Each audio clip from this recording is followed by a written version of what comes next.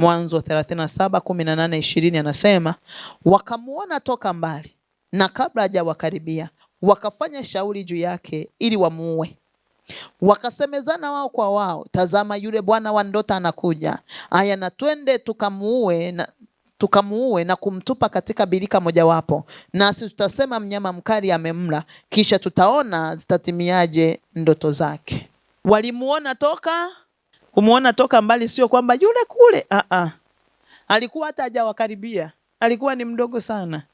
Ni kwamba wameshaona ni kipi kilichoko ndani ya huyu mtu, wameshajua huyu mtoto amebeba nini, wameshajua huyu mtoto atakwenda kuwa nani. Ndio maana wanasema hivi, hata yani hajawakaribia hata nusu, kwamba angalau hata huyu hata kusoma amesoma amemaliza, lakini wameshajua atakuwa nani. Cha kufanya tumkamate, tumuue huyu. Ndio maana hizo hekaheka unazoziona, ndio maana ya hizo bangi, ndio maana na hayo makorokoro unayokutana nayo, ndio hayo magonjwa unayokutana nayo.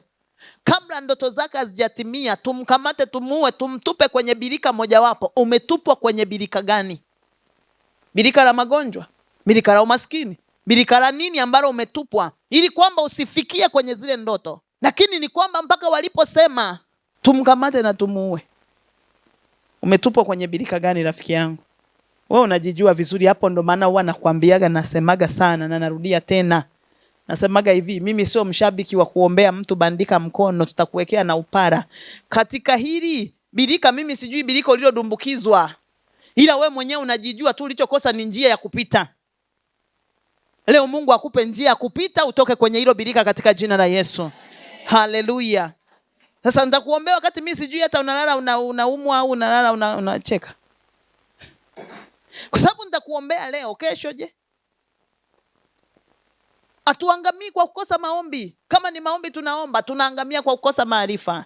Hili birika nililodumbukizwa ni birika la aina gani na natokaje?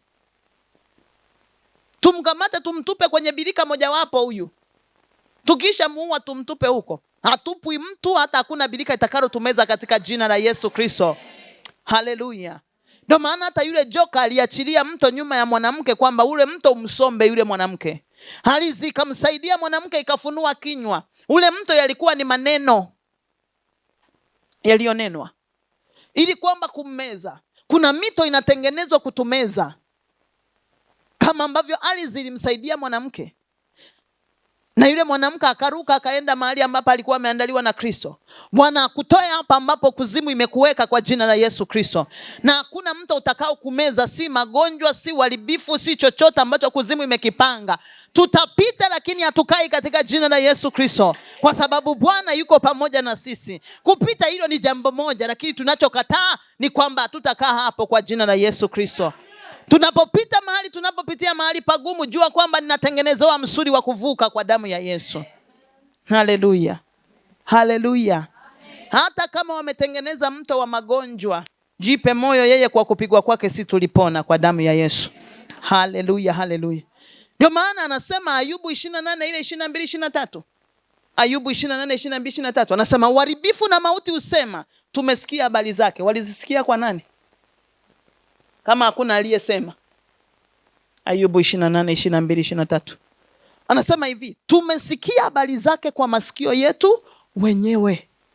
Lakini 23 anasema, Bwana ndiye ajuaye njia zake na mahali pake anapajua. Pale ambapo kuzimu imelenga kupenyeza kupitia, Bwana ameshapajua. Haleluya.